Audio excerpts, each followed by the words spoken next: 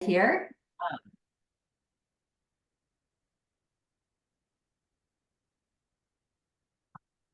And I don't Okay, know. so thank you Alright. all for sticking with us through these technical difficulties.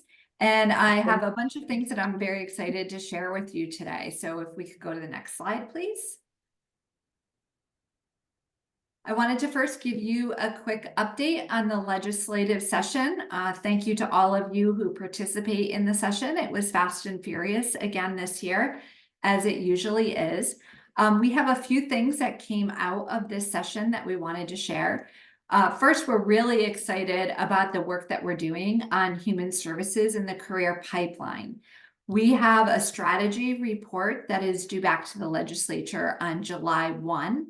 We have been convening a very robust group of cross-agency partners and all whom have and employers who have needs in the human services category.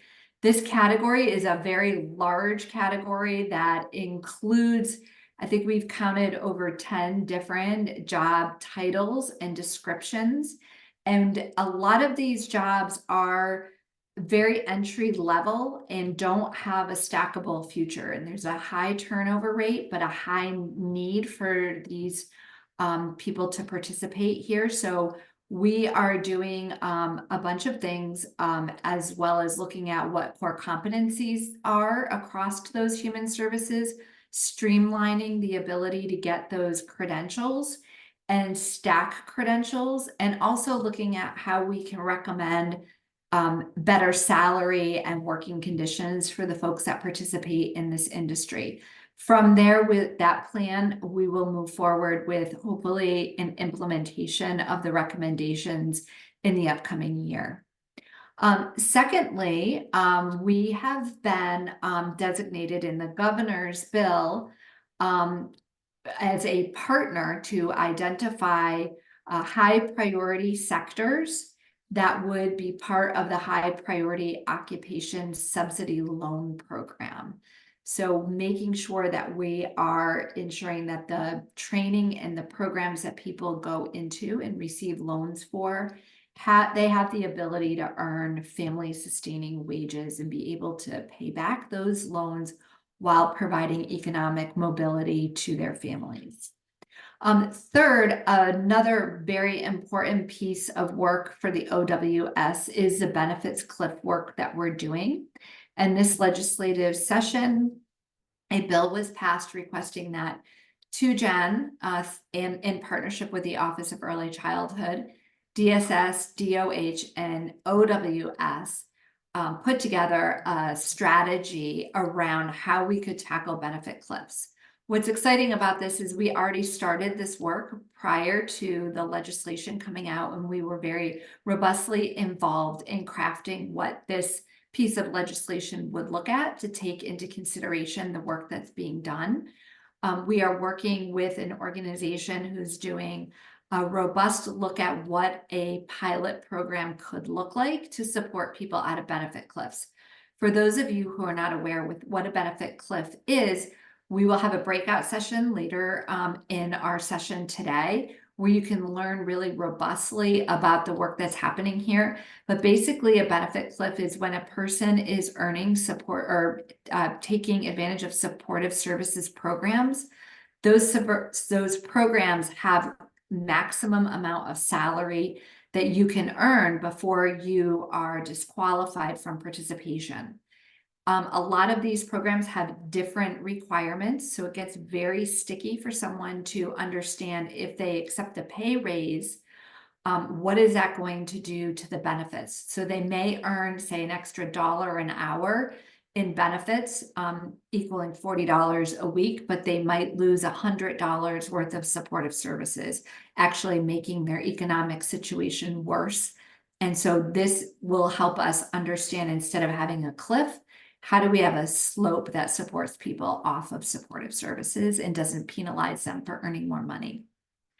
And then finally, we had 2 general line item fund adjustments to OWS. We did have a surplus in our general line account for $300,000, And this was specifically for people that we were going to hire on our team that didn't get hired on at the beginning of the last legislative session. And then we had no other changes to our head count or our general funds moving forward. So we're really excited about that. I do see a hand raised in the chat. I mean, in the here. So if you could put any questions, comments that you have in the chat, our whole team will robustly be paying attention to the chat, and we'll be able to respond to anything that you have there. And then hopefully we'll have a few minutes at the end to account for any public comment. Great. And I just heard that the governor is coming in and joining us by phone now. So Governor, are you here with us yet?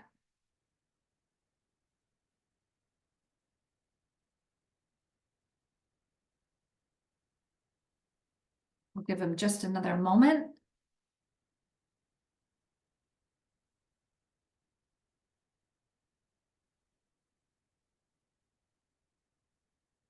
I'm going to move on as we wait for the governor. The next slide that I have to share with you today is an update around our WIOA work. So for those of you who aren't familiar, WIOA is a Workforce Innovation and Opportunity Act. This funds our public workforce system. The Governor's Workforce Council is actually the state designated workforce board for WIOA. Every 4 years, we are required to submit a strategic plan. And in that strategic plan, we will, excuse me, we have to submit an updated plan. So this year we did update that plan. Laura, the governor is on and he is muted. Can you please unmute the governor? And at this point, I will turn it over to our Governor Lamont and thank him very much for his patience today. And we are very excited to have the governor here today because he does have a announcement to make that affects the Governor's Workforce Council. How is this working, Kelly? Is this working? Perfect. We are finally there. Sorry, I'm not there with video. I'm here near a hospital because of good news. I'm about to be a grandfather, so I'm waiting in the wings. It's a reminder of the cycle of life, and we have the cycle of life and the Workforce Council as well.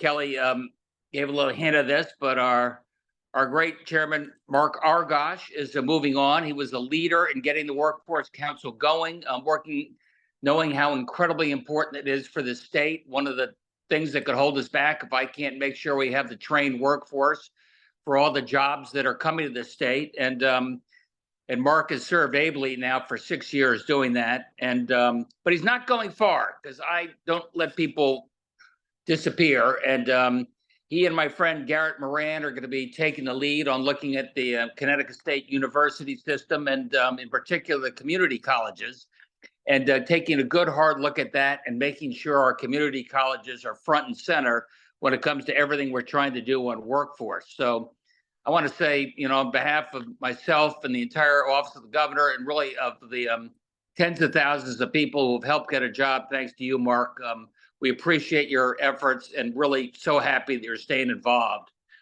And with that, I need a new chairman. And after an exhaustive search of about 10 minutes, I figured that Ryan Drazwitz is the guy. I think you all remember Ryan because he was our chief of staff. He was instrumental working with Mark and Kelly early on when it came to setting up the workforce. He'll be absolutely invaluable working very closely with Kelly as we try and navigate all the different commissioners and departments that have a role to play in a workforce development. And I'm really pleased that Ryan's going to be there to help take that effort. Believe me, he knows his way around state government. He appointed 3/4 of these commissioners, so he has a strong relationship there, and do everything we can to make life easier, Kelly, for you as we work forward and work with all the amazing commissioners to make this happen. I mean, John Bordeaux from Advanced CT and all the companies, and making sure that they all their job needs we know about and can link in. Dante Bartolomeo over at Labor, everything she does in terms of the apprentice program, making sure that links broadly in terms of their needs. And if you want to get talent, get them early, get them involved, get them, into your company so they see what's going on and what's happening. As a brief aside, I could tell you that my grandson, God willing, is going to be born at Stevie Cohen, the Alexandra Cohen Hospital, and talk about getting people on board early. When you leave the hospital, you get loaded with the Mets gear. Conquer your career with Career Connect. When it comes, Am I back? So anyway, he knows how to start marketing at a very early age as well. So does Beth By. I mean, Beth By, again, is somebody that Ryan and Kelly working with closely, making sure you have the daycare support you need. And it's worth remembering that we think about childcare as tri-share, where the user pays some, the state is chipping in 1/3, and we're having companies come in 1/3 as well. So make it a lot less expensive for you to work together, either at your company or along with other companies. Make sure childcare is there, make it easier for you to recruit. Electric Boat is the first company to sign on for this, and it's already going to be making a difference in terms of recruiting. And frankly, they got to hire 5,000 people a year. So that helps.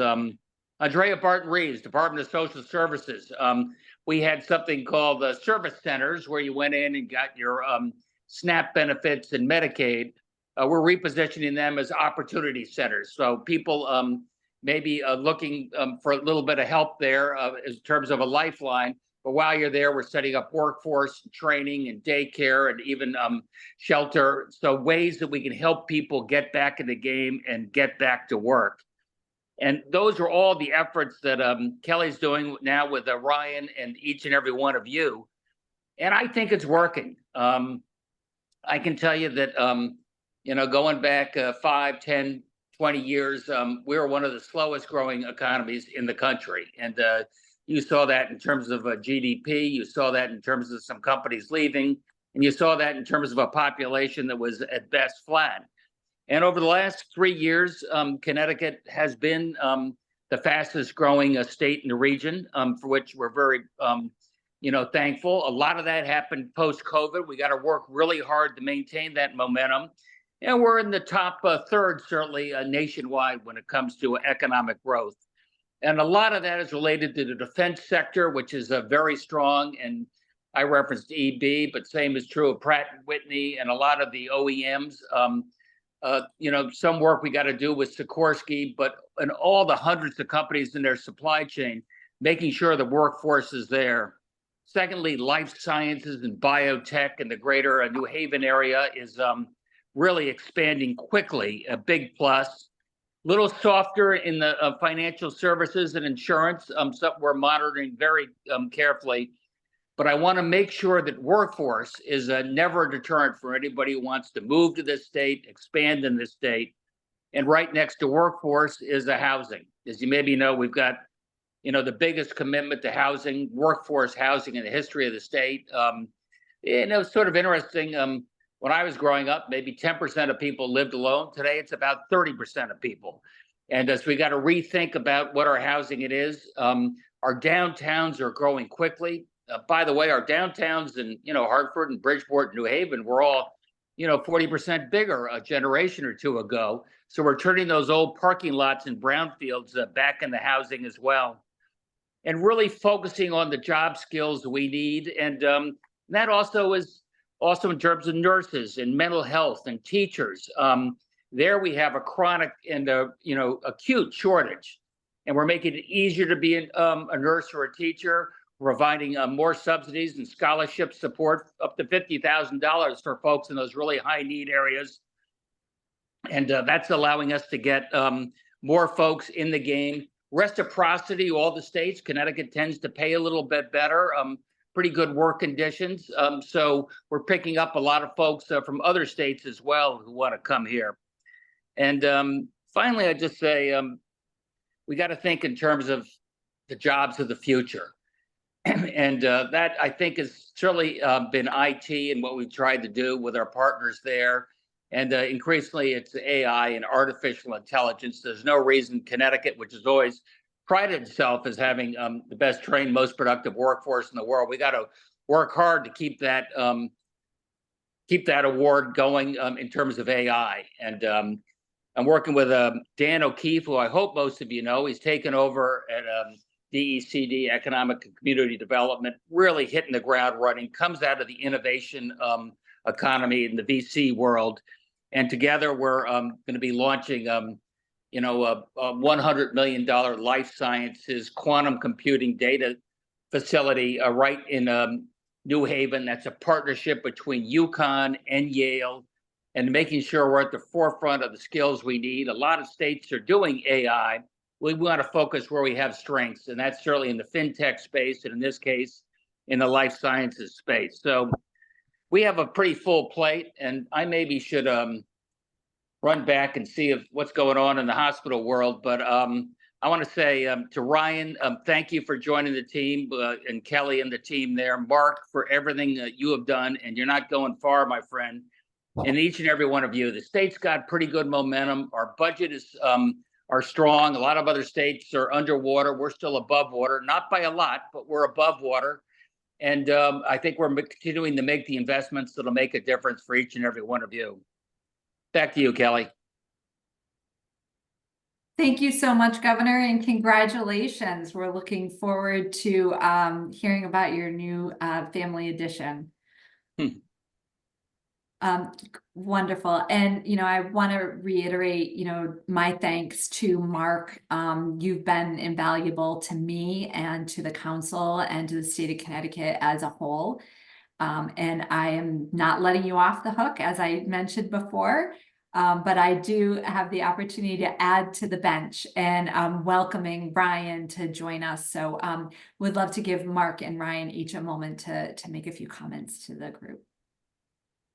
Thank you, Kelly. Thank you, Governor, for your kind comments. It's been a great honor to serve as GWC chair, and greatly appreciate the opportunity that Governor Lamont has provided me to help advance workforce development in the state, and appreciate the support that I've received from all the council members and the Office of Workforce Strategy team, and the strong participation of many stakeholders who make this work successful. I'm very proud that we continue to attract many stakeholders from across the state to these meetings. And I'm also proud of the significant progress we've made, as the governor mentioned, in implementing the initiatives outlined in the 2020 strategic workforce plan. And we soon will have an updated plan, Kelly tells me. We're working on that. But just very quickly, over the last 4 years, we've developed highly successful sector training programs all across the state, targeting unemployed and underemployed people in many key industry sectors like healthcare and IT and bioscience, manufacturing, transportation, distribution, logistics, and construction and engineering. We have a network of regional sector partnerships, 14 of them, involving over 400 companies across the state, along with many support partners from government, the K-12 system, community-based organizations that are working to define workforce needs and develop programming to meet the needs of employers across the state. We've expanded access to college, and we've increased retention of college graduates in Connecticut through Campus CT. We focused hard on reducing employment barriers. You'll hear more about that on the benefits cliff work today, but as the governor mentioned, in childcare, in transportation, and building a robust DEI&A effort to address the barriers faced by specific populations. And then also working to improve our data and measurement systems. And you're going to hear a lot more about that today. You'll hear actually Ajit talk about the great work that the Department of Education has done in that regard. But we have a lot of work left to do, as the governor indicated, to expand education and employment opportunities to all people in our state. And I look forward to continuing to contribute to this effort through serving as a member of the council now and through the work of my organization, Social Impact Partners. very excited about the progress that we're going to continue to make under Ryan's leadership. So Ryan, I'd like to turn the mic over to you and welcome to the chair role. Well, thank you, Mark. Thank you, Kelly. And I know the governor's got other things on his mind right now and had to run, but very appreciative of his warm comments as well. First, it's great to be here. Actually very appreciative of this opportunity, truly. As the governor alluded to, this council was our visualization back in 2018 and then taking office in 2019 and putting this in place. And so, look, I think if you look at where the state was then versus where the state is now, it's a much different place. And I think in large part due to the work of this council, the prioritizations that it has made and the work that's happened to date. And so I'm pleased to see the progress at the state level, pleased to see what this organization has done, and most importantly, what we're going to continue to do. You know, I go back to where the governor started, which is, you know, we got to be looking around the corner here and seeing what's coming next and connecting our workforce today to what the workforce of tomorrow is going to need. And I'm going to be focused like a laser beam on that. I've been spending the last month getting up to speed in the content, the strategy, spending a lot of time with Kelly. I've reached out to a number of you on this call and have had conversations with you all. You know, Dan O'Keefe, Commissioner O'Keefe, I'll be in your office more times than you'll want me there, as well as over Advanced CT and working my way through the rest of the commissioners. And so generally excited to be here. I'm going to continue that path of getting up to speed, having quality conversations with you all. I'm accessible to a fault, and so I'll make sure through the office that everyone has what you need to get a hold of me. And we'll be talking. That I will be. You can be certain of. And so again, happy to be here. Happy to be working with all of you. Very much looking forward to it. And onward. Thank you so much, Ryan. Thank you, Mark. We're going to keep moving through our agenda today, and I'm going to tighten up my report out to you so that we can get to the real meat of the meeting and get on with our guest speakers today. So just very quickly, I wanted to share with you one additional project that's really important to our work and a priority moving forward this year. We are working with the Connecticut Project and Jobs for the Future on an integrated data management system that would look at workforce development across our state agencies. And this work is going to be robust. It'll be a multi-year project, and this part of the work will be a plan for us to move forward on an integrated project. So exciting work there. I also wanted to draw your attention to the amazing work that Anthony Barrett from OWS is doing with our marketing campaign for Career Connect. And there's some amazing new campaign pieces that are coming out, including some videos.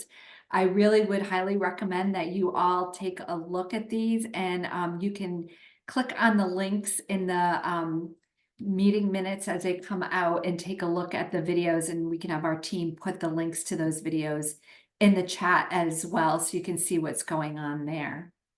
I also wanted to remind you quickly of some upcoming meetings. We will be having a special meeting of the council to vote on the WIOA annual allocations. Unfortunately, these numbers come out from the feds, and a lot of work has to be done to put those allocations together. The council does need to vote on them. They were not ready in time for us to have this meeting. So we will be hosting a meeting. It will probably be a half an hour to 45 minutes long, sometime before the end of June. So please, council members, keep a lookout for the invitation in your email box. And then I also wanted to flag that on September 12th, we will be hosting our Governor's Workforce Council in person, and we will be launching the updated and next 4-year strategic plan. Time and location to be determined, but we're thinking somewhere central, and a late afternoon meeting where we can all do some networking after the end of the meeting. So more to come on that. So with those updates, I'm happy to turn over the time here to Patrick Flaherty, our Director of Research from the Department of Labor. And Patrick always has some very interesting information to share with us on the great labor market report that just came out. So Patrick, I'm turning it over to you. Thank you. Thank you.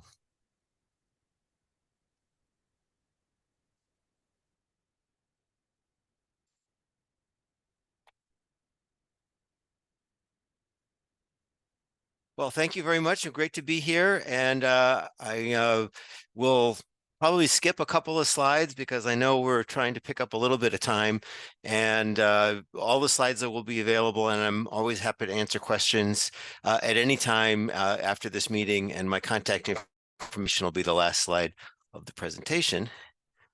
So as Kelly said, and thanks again for the invitation, I am the Director of Research here at the Connecticut Department of Labor. I usually like to start with a little cartoon, but we'll do that very brief. And so the inflation is the big concern nationally. I'm from the 1970s, so for me, 3.5% inflation sounds really good.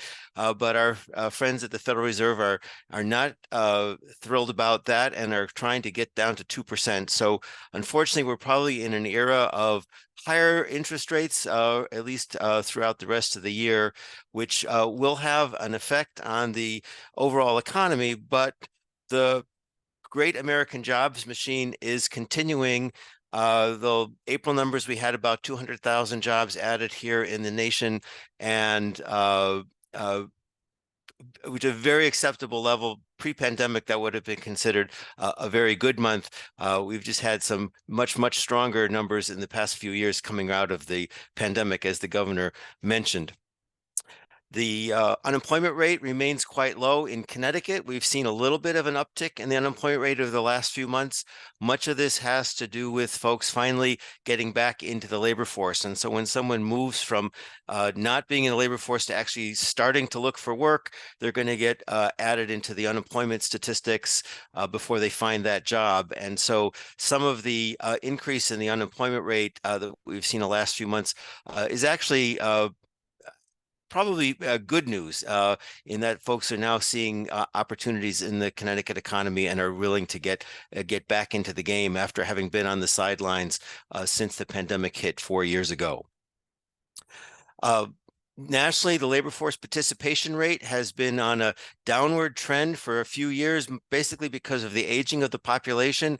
It obviously took a dip when the pandemic hit and has started to come back. And just nationally, at least, the female labor force participation rate is back almost exactly where it was before the pandemic hit, while the male labor force participation rate is down about 1%. This is, hundreds of thousands of workers who aren't participating in the labor force. After 4 years, probably unlikely they're going to come back. It just is interesting that it is the male labor force participation rate that is bringing down the overall number, at least nationally. Nationally, we're also seeing a large number of job openings, although that number has come down. So the extreme labor shortage that we were experiencing a year and a half ago or so seems to have eased somewhat, although at 8.5 million job openings in the country right now, that is still over 1 million job openings higher than we ever saw at any time before the pandemic. And while there is been a number of well-publicized layoff announcements throughout the country, some large companies, in fact, the number of layoffs is pretty low by historic standards. I mean, anyone who loses their job, it's obviously a disruptive event in their life, and I don't want to diminish that for the folks that are affected, but we are running at a lower layoff rate than we were seeing before the pandemic. And what's really higher is the number of people that are voluntarily quitting. Most quits are folks who are taking another job, but some are also retiring. So the blue line are the voluntary separations. The red line is the involuntary separations on the right-hand chart. Turning to Connecticut, the good news is that our overall jobs are back above where they were before the pandemic, and private sector jobs are at an all-time high. The difference between the left chart and the right chart is government, and government is smaller today than it was, 10, 15 years ago. And we're all looking forward to the day when we get back above the overall level that we had in 2008. And I'm confident it'll be the private sector that's going to get there. There isn't going to be much increase in government employment over the next few years. So the private sector is going to need to bring us back to our next goal, which is to achieve the level we had back in 2008 and have an all-time high for total jobs in Connecticut.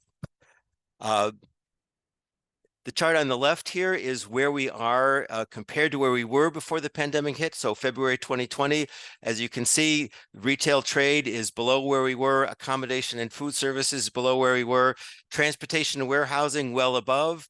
Part of this is because of the change in the way people shop. I'm part of that. The smiley boxes show up at my house too, I'll confess. There's just been a change in the way people shop, which has led to the decline in retail and the increase in the transportation and warehousing. Importantly, construction well above where we were before the pandemic, and professional and scientific and technical services. Those are the types of companies the governor was talking about happening in New Haven, but really throughout the state, in terms of whether it's the research in biotech, whether it's the IT services, whether it's the consulting services, all of that show up in professional and scientific and technical services, and thousands more jobs today than we had before the pandemic. Chart on the right is where we stand so far this year, and healthcare and social assistance back at its traditional spot, not only the largest sector in the economy, but the one that is adding the most jobs. And as you can see, construction has also done very well so far in 2024. We're participating in the national trend with regard to job openings. We have about 90,000 job openings today, well above the traditional level before the pandemic, but down quite a bit from the highs we saw a year and a half ago, where there's really an extreme labor shortage that has somewhat been alleviated. We're also participating in the fact that the voluntary separations are still running at a faster pace than we saw before the pandemic, but they've also come down. A year and a half ago, everybody seemed to be quitting their job and trying to move on. The pace of that change, while faster than it was before the pandemic, has started to alleviate a little bit over the past several months. So one of the things that I just want to remind us of, about 60,000 people start a new job every month in Connecticut. That means that today, about 2,000 people started their first job, or not necessarily their first job, started a new job, or today was their first day of work. So there's, one of the discussions we were having about the large number of job openings, like, is this somehow a number that we're going to try to get down to zero? Absolutely not. Every day, 2,000 people are starting a new job, and every day a little bit fewer than 2,000 people are either retiring or they're telling their boss that they have found another opportunity and they're moving on. And so there is just a tremendous amount of turnover in the labor market. The pace of that change has come down a little bit over the last few months, but it's still running a little bit faster than it was before the pandemic.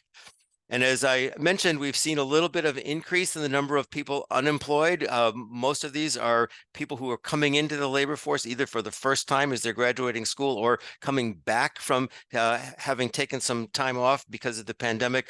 And the number of job openings is coming down. So the imbalance between the high number of job openings and the low number of unemployed is, again, we're coming back to what a more normal relationship between these types of statistics.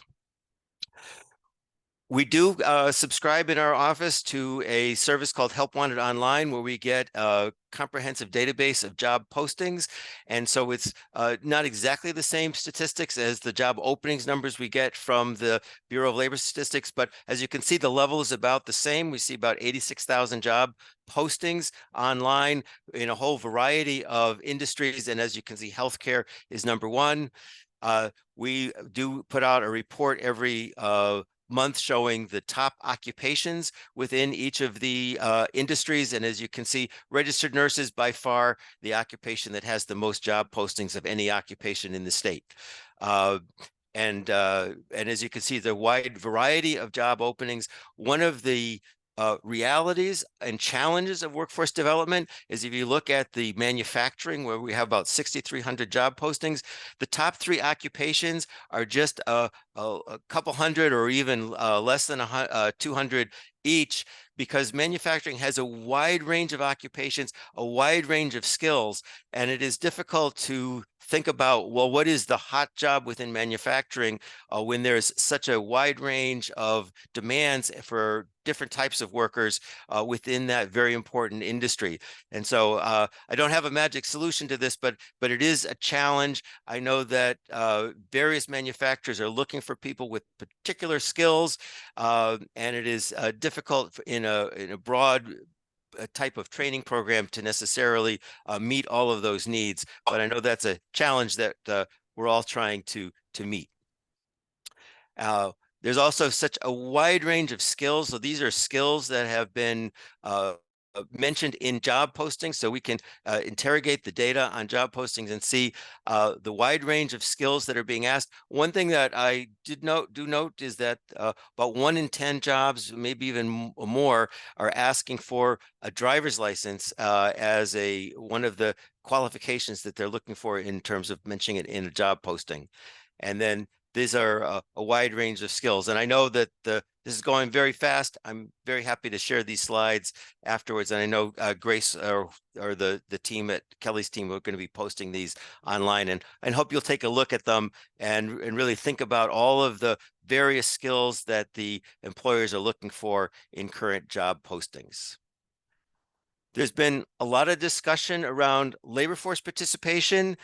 These numbers come from a survey that's done by the Bureau of Labor Statistics and the Census Bureau every month.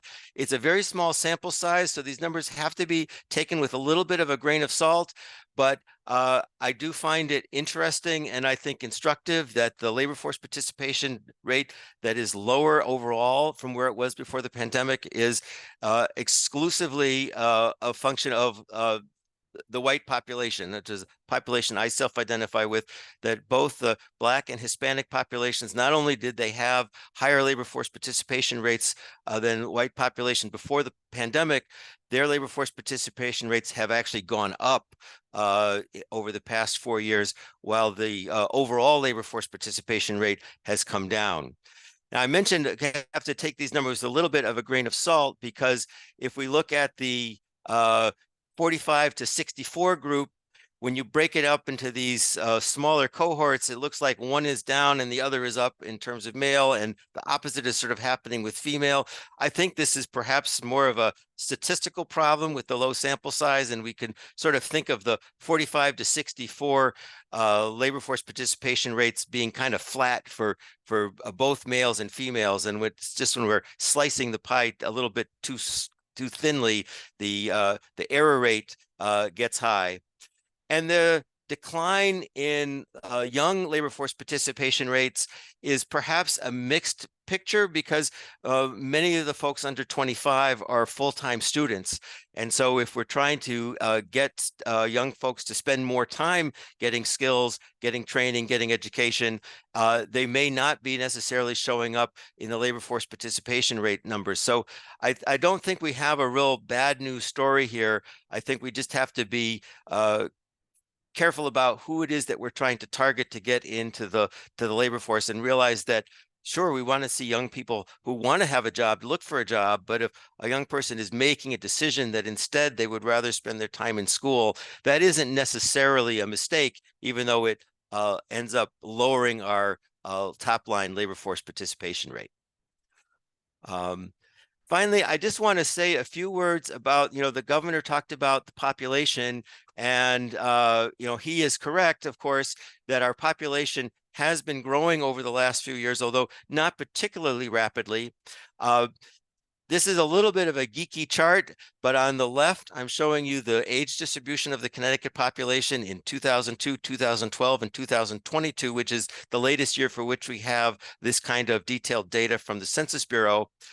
And then what I did on the right is I took the 2012 population distribution and just shifted it by 10 years to think about if all the people who were in Connecticut in 2012, if they were still here in 2022, what would it have looked like? And as you can see, we have more people aged 10 to 19 here today in 2022 than we would have if all the 0 to 9-year-olds had just stayed. So more young kids moved in. We do have a slight drop of the people in their 20s, but Connecticut is actually a net exporter of college students. But we have more people in their 30s and 40s here today than we would have if just all the people in their 20s and 30s had just stayed. And then all of the decline in the population is all the folks that are over 50. Some of them have, of course, taken the permanent exit, unfortunately, and some have moved to other places. Our friends in the Revenue Services Department may not be happy that folks are leaving the state after they retire because they're taking their money with them. But from a workforce perspective, it isn't necessarily a bad story. In fact, I think it's a very good story that folks move here in their 30s and 40s. They have a family, because there's how you get the 10 to 19-year-old increase. And then you have the they make their fortune and then they decide maybe to move to someplace with better weather. Although I wouldn't understand why anyone wanted to leave Connecticut, but some do. And so in the end, we have a situation where we're in the last year, we saw an increase in the natural population, more births than deaths. Governor's grandchild, I guess, is going to be adding to this statistic. Unfortunately, the natural rate was negative over the 20 to 23 period because of the terrible pandemic that we're all aware of. We still are, unfortunately, seeing more people leave Connecticut for other states than moving here from other states, but our population increase is really being helped by international migration. And just as just do two snapshots, I just looked at who came to Connecticut 10 years ago, who came to Connecticut in the most recent year we have data. And interesting, Ukraine is, of course, in the top 5. We know there's a lot of problems in that country with the invasion. Ecuador is also a country that's had some turmoil. And I think we need to think of this as an opportunity that folks in other parts of the world see Connecticut as a place to come, a place to work. And I will just do say one little thing that I've heard from our partners in the adult ed world, who are often some of the folks that are helping the new immigrants come, that we need to think about the fact that it isn't just English and Spanish, that we need to make some of our information and materials and our training available to folks with different languages, and also that many of the folks who are coming to this country are coming with skills, with experience, with training, and those credentials are not always recognized here in Connecticut and in the country. And we may be missing out on taking advantage of the skills that are coming here because of some of our licensure and other requirements. And we need to think about how to fully utilize the workforce that we have. Much of that workforce isn't necessarily folks who have been born in the United States. So I'm 7 minutes over. I apologize. I know I skipped a bunch of slides, which I'm happy to discuss in detail with anyone who wants to either give me a call or send me an email. And I appreciate the opportunity to be with you all this afternoon. Thank you so much, Patrick. As always, you provide us such a wealth of information. And I just wanted to highlight one comment that you made that I think is really important as we move forward.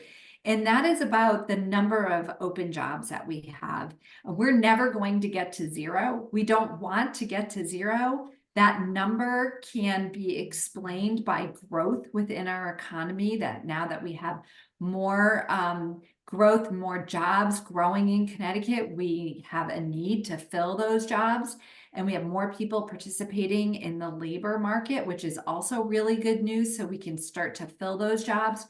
But I think you've shared with me in the past that prior to the pandemic, we always had between 64 and 67,000 open jobs at any one period.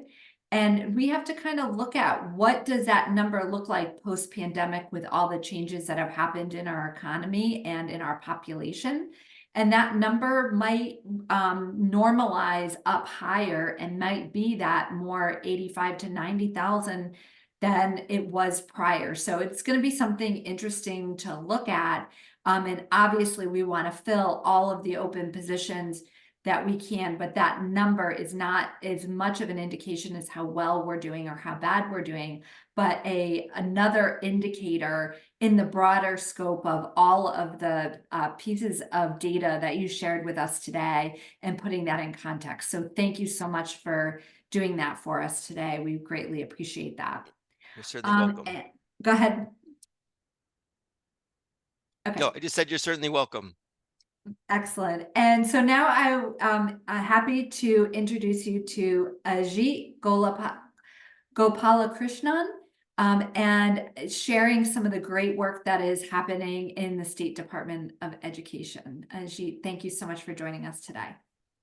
Thank you, Kelly. Let me actually turn it over briefly to the Commissioner, Charlene Russell Tucker, just to say a few words before I get started. So thank you, Ajit, and thank you to everyone here. Patrick, great presentation. And just further information now in data that will show. You mentioned, I took really seriously the slide that you showed about immigrants to our state. I can share with you that we have over 145 languages spoken by our multilingual learners in Connecticut, and across the entire system, over 180 languages spoken in our schools. So anyway, I wanted to share that, and thank you to Ajit and the team for all the work we continue to do here with a focus on data transparency and using data to inform action. So just a shout out to Ajit for doing that, and you'll take it away and show your newest dashboard. I love to now say that our agency's dashboards are us. We've got all kinds of dashboards to present information to you, and you'll see a new one that Ajit will talk to you about. So Ajit, I know we're short on time, so I'm going to turn it right back over to you, but thank you. Thank you, Commissioner. I'm actually waiting for the ability to screen share. Okay, there it is. Thank you very much. Well, good afternoon. I think I'll pick up from the GWC strategic plan, which starts off by saying 70% of jobs in Connecticut will require post-secondary certification, an associate's degree, or an industry recognized credential. I think that's a really good starting point for us to sort of ground this work, because in K-12 education, we have about 38,000 students who graduate high schools every year. So our job doesn't end there. Our job actually is in making sure that the students who leave us are ready for that next phase and are succeeding in that next phase. So at the department, we believe in sort of tracking that and making that information publicly available to our districts, but also to the general public. So I'm going to show two dashboards in the brief time I have, and I'll be open to questions. The first one is called our college enrollment persistence and graduation dashboard. So here what we're showing is what actually happens to our high school graduates after they graduate from us. And the data that we use here comes to us through the National Student Clearinghouse. And so I'll really have you look at two lines. The first one is the blue line here, which starts off at 72% for the graduating class of 2016, and then has kind of declined after the pandemic and has leveled off at about 66%. These are the students, our high school graduates, who are enrolling in some post-secondary education anywhere in the country within 1 year after high school graduation. And this comes, again, like I said, through the National Student Clearinghouse. And in this case, we are looking at any type of post-secondary educational institution, any higher education institution. It could be a 2-year, a 4-year, anywhere in the country.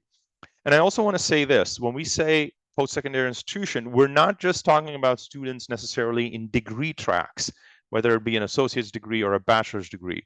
We also include students here who are in certificate programs, who are preparing to earn some type of industry credential certificate through the post-secondary institution through a credit-based pathway, because it's really the credit-based pathway that's important in this case, because those are the programs that are eligible for federal and state aid.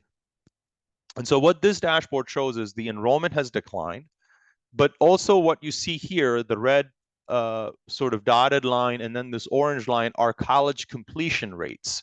So the orange line is the college completion rate within 4 years of high school graduation, and the I'm sorry, within 6 years of within 4 years of high school graduation, and the red line is those within 6 years of high school graduation. So what you see here is that about 48% of our high school graduates, of our 38,000 students, are actually completing a college credential 6 years after high school graduation. So that's kind of, so it's about 48%. And what you can do in this dashboard is you can actually disaggregate the data based on student characteristics. So one of the things we look for often is free or reduced price meal eligibility, because that's a proxy for socioeconomic status. Excuse me for interrupting. Is it possible to make that larger? There was a comment in the chat. It's very hard to see. And I know you can't see the chat because you're presenting. Sorry to interrupt. No worries. Appreciate that. Is that better? Yes, it is. Thank you so much. Yeah, no problem. So when you disaggregate the data based on free or reduced price meal eligibility, you sort of see two sides to it. On the right-hand side, you see those students who are not eligible for free or reduced price meals. And as you see, their enrollment rates are higher. Again, there was a decline in the pandemic. Their college completion rates are also higher. So nearly 2/3 of students not eligible for free or reduced price meals are completing some kind of college degree, whereas only about 1/4 of our students who are eligible for free or reduced price meals are completing college 6 years after high school graduation. Now, you can also look at the actual counts of students, like, so you can actually see how many students this represents. So those counts are also available in this dashboard. What's also available in this dashboard is the ability to go into individual districts. So you can actually go into Bridgeport, for example, and look at those data, broken out by those two groups, or you can switch back to all students and see how those rates are in Bridgeport, or you can pick individual districts. So again, this is the college completion dashboard, the enrollment and completion dashboard, but this is really a precursor to what I want to share, which is our newer dashboard, which is the post-secondary labor and earnings dashboard. And I am going to zoom out just a little bit so we can capture the full chart on here. So this dashboard was made possible through our partnership with P20Win. So I want to give a huge shout out to Scott Gall, I know who's on this call from OPM, which manages P20Win and made this possible, and Patrick, of course, for the labor data. So in this case, what we're doing is we're actually taking our same data for high school graduates. We're using the National Student Clearinghouse data to look at those who completed some type of college credential. And here we're including certificates as well, college, industry certificates that might have been earned through college. And we're looking at their earnings. So in this case, we're starting off with the class of 2007. And so these are students who graduated, 17 years ago. And so we're now able to look at their earnings in this. Again, these are Connecticut earnings for students from that graduating class. And what you see in the blue line is those who earned a college credential. And what you see in the orange line is those who did not earn a college credential. And you clearly see that after the first 5 or 6 years, and that often happens because those students are in college, they don't have those earnings, and you're able to now see that long-term, those earnings trajectories are vastly different for those who have a college credential versus those who don't. You can look at it for the class of 2008. The chart looks the same, and these are state level data, and I'll show you district level in just a moment. We also have, you know, for 2009, for every future year, you notice that the number of years you can look forward to reduces because we stop at 2022. All these wages, by the way, have been inflation adjusted to 2022 wages. So 2022 is kind of the inflation adjusted wage point here. And if you go to 2011, for example, you see now, instead of 15 years out, you see 11 years out, but the pattern holds the same. And we are fortunate to have a Yale economist on our State Board of Education, who, when I first presented to the State Board, commented how all economic studies, the charts look very similar to what we're showing here on screen. So not only can you see college completion, but you can also see it a bit more nuanced. So in this case, we're still looking at the class of 2011, so about the 38,000 students who graduated in 2011. But when it comes to wages, we're only able to right now show the wages for those who had wages in Connecticut. We don't have wages for those who have wages outside Connecticut. We are in conversations with Patrick to try and leverage that. But what you see here, yes, clearly bachelors are higher, the earnings are significantly higher. But you'll notice here, associates and certificates. These are the two groups of individuals who earned either an associate's degree or a certificate, and their wages exceed those who either went to college but didn't earn anything or never ever touched college, but who had wages in Connecticut. So these are actual, you know, and when I hover over this, you see the number of people we're talking about. You see 6,400 individuals who had some college, but no college credential. 3,700 individuals who had absolutely no college. So these are their earnings over time. So you see kind of the importance of that college credential. And you see those numbers even when you hover over it. Smaller ends when it comes to associates and certificates. You'll see larger ends when you hover over to bachelor's or greater number of students. You can disaggregate this by gender. You can disaggregate this and when you do it by gender, you'll notice earnings for females tend to lag those for males. And sadly, you see this even for those who have a college credential. You can disaggregate this by race, ethnicity. You can disaggregate this by high needs status, and high needs in our data are those who have from a low-income family, English learners, or students with disabilities. You can also disaggregate this by industry of employment. And I'll pause, and these are state data. And industry of employment just means the industry in which the person is working, not necessarily their job. So if they are a information technology professional who's working in manufacturing, they would show up in manufacturing. If they are an HR person working in finance, in a financial sector, they would show up in finance, not HR. So it's really not the job of the person as much as the industry in which they're working. But what you see here is that in pretty much across the board in industries, those who have a college credential tend to earn more. But what you also see is that in certain industries, people who don't have a college credential actually do better than those than their peers in other industries. So we've pulled 5 industries here just to highlight.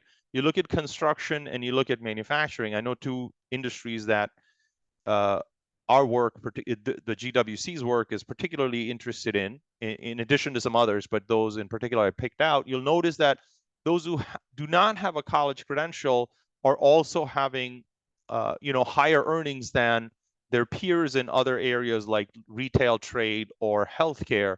So in healthcare, if you don't have a college credential, your earnings are substantially depressed compared to if you have a college credential, which probably is a prerequisite for things like nursing or some of the other professions in those sectors. So again, industry cluster is available, or industry sector is available. The last part that I'll point out is there's also an interactive section to this. And the interactive section really just lets you drill down a lot more and lets you construct your own visualizations. So if I go back to the class of 2011, you can split these panels by gender, but then you could say, you know what, I want to look at high need status. And I just want to look at the high need student group and just that one group. Or you could say, I want to look at this college credential, but I want to break it by free reduced price meal eligibility. And so here you can see among those who are eligible for free reduced price meals, if they earn a college credential, and this is statewide, you're talking number of graduates is 2009. This happens to look like a year, but it's actually the number of students, over 2,000 students able to earn significantly higher wages compared to their peers who don't have a college credential, 5,000 odd individuals who don't have a college credential. Not only can you look at this data by school level, you can also look at this data by district level. So if I were to go to a large district, and I'll pick Danbury, for example, you can actually view these data for Danbury's high school graduates from the class of 2011. So again, this lets you really disaggregate the data based on a whole bunch of student characteristics. You can also look at this by industry sector, and this is going to get a little hairy, but I'll do it just to illustrate.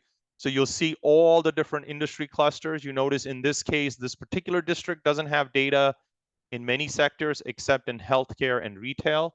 So you could then just select healthcare and you could select retail. And you could look at the earnings just for those two sectors. Again, we're looking at a particular district. But then you could also then go clear this filter, and now you'd be looking at state level data. As you can see, things smooth out when you look at the state. So I know I'm nearing my time here, but I hope this has given you a sense of our newest dashboards.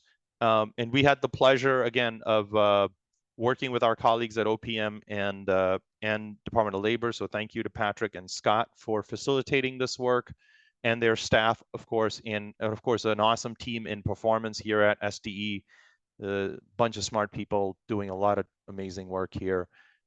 So I'll pause and I'll take any questions. I see Commissioner Bartolomeo has a question or a comment. Thank you very much, Ajit, and thank you, Charlene. This has really been very interesting. I have two questions. One is this data include the CTEC students, or is this just SDE students? CTEC students are public school students, so yes, they're part of this. They are part of this. Okay, great. Absolutely. And then the other question is, when you're contemplating these students and earnings, and you had a certificate and non-certificate, and degree and non-degree, do you have folks who've gone into the trades, whether they're in an apprenticeable trade or other? Are their earnings contemplated in here as well? And I'm going to ask Patrick to help me out on this one. When we look at college credential, my understanding is that those who are pursuing apprenticeships would not show up as having earned a college credential necessarily, but their wages should be reflected in these data. So they're probably showing up in the non-college credential, but I'll pause for Patrick to just confirm that their wages are included. Oh, definitely their wages are included if they have a payroll job. I mean, only one of the gaps, obviously, one of the gaps in our wage data is that we don't have self-employed independent contractors. So if there are construction would be an area where that might be of concern. You know, if you have a payroll job where you're working for a construction company, you get a paycheck and they're putting it on taking out your Social Security and all of that and paying unemployment insurance, then we would have that in the wage data. So our wage data really is only for employment that's covered by unemployment insurance, which is the vast majority of payroll employment, but which does not include self-employed or independent contractors. So their wages would definitely be included in general. And I think you said that the education data comes from the National Student Clearinghouse, right, Ajit? So yes, that would not include the registered apprenticeship programs. That's correct. Thank you, folks. Yep, and I see Todd is looking to weigh in on this too. Ajit, my good friend, good to hear from you. Great presentation. You too. Todd Birch, State Apprenticeship Director. Chris DiMattima did pose a question with regard to apprenticeship. There's one thing that's lacking in this data is the debt coefficient. For those that are apprentices, obviously, the reason why you're getting this data in the first place is there are people that are receiving Pell.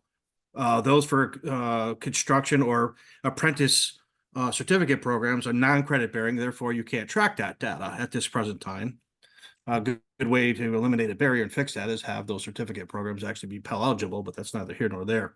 That being said, those that are in apprenticeship programs do not incur a college debt. So they've been paid for the entire time. Some other people have been in college. That's number one. And number two, my question is there a way from the clearinghouse to get data for those that went through certificate programs that are not credit bearing to actually augment this work?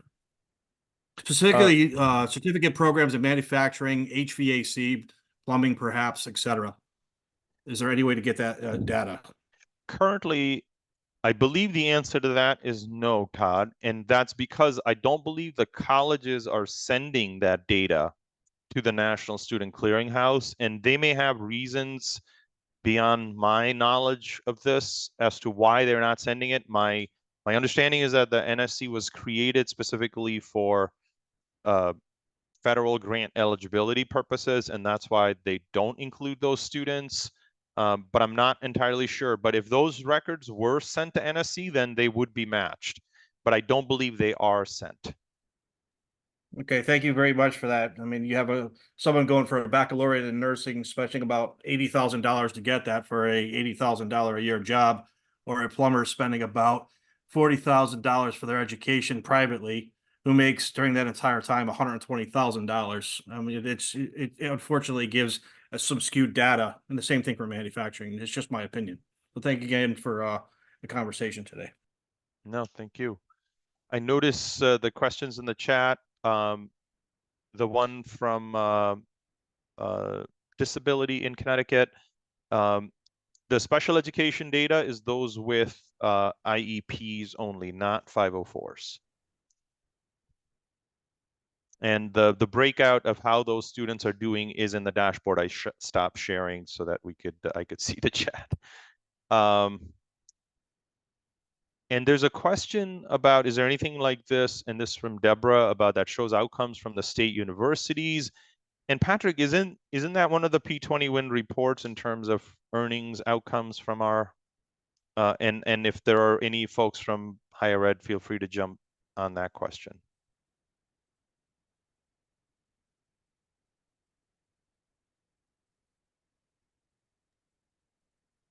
I would say that we're doing an extensive P20 Win research project that will look at the different pathways that people take and their earnings over time, and that should be coming out hopefully this fall, early winter. Great. Well, thank you, Kelly. I'll so turn much. it over to you.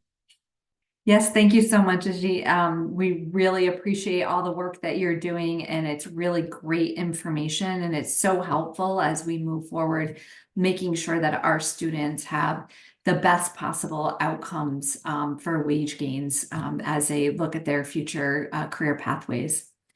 And thank you again, Patrick. At this point in time, you all have some decisions to make. So we have 4 amazing breakout sessions for you all to decide how you would like to spend the last half an hour or so with us here today. We have information on our ALICE report that just came out, on more information about benefits cliffs. We have more information about the Connecticut Higher Education Supplemental Loan Authority, say that 10 times fast. And also really interesting presentation on recovery-friendly designations for employers. So at this time, you have your choice of where you would like to spend the rest of your time with us today. Laura, any special instructions? Hi, everyone. So I have opened up the breakout rooms. So there might be a little blue box that popped up asking you to join breakout room. And you can go ahead and scroll over the one that you're interested in and go ahead and click the little blue button, join. If you don't see that, there might be a little ellipsis the 3 dots over the word more. And you can go ahead and join that way. If you are not seeing any of that, or you're joining on mobile, or it's just not working for you, just stay tuned. We'll let everyone get in, and then we will have we'll take care of you. And I'll give you a little nudge in. So just stay tuned and let folks join, and then we'll get you in. And those of you who are presenting in a room, you should have presenting abilities. Just give us about 60 seconds, another 2-3 minutes or so to get in. And the breakout rooms that you're seeing right now are just an example. They're not the ones that you have traces for. Correct.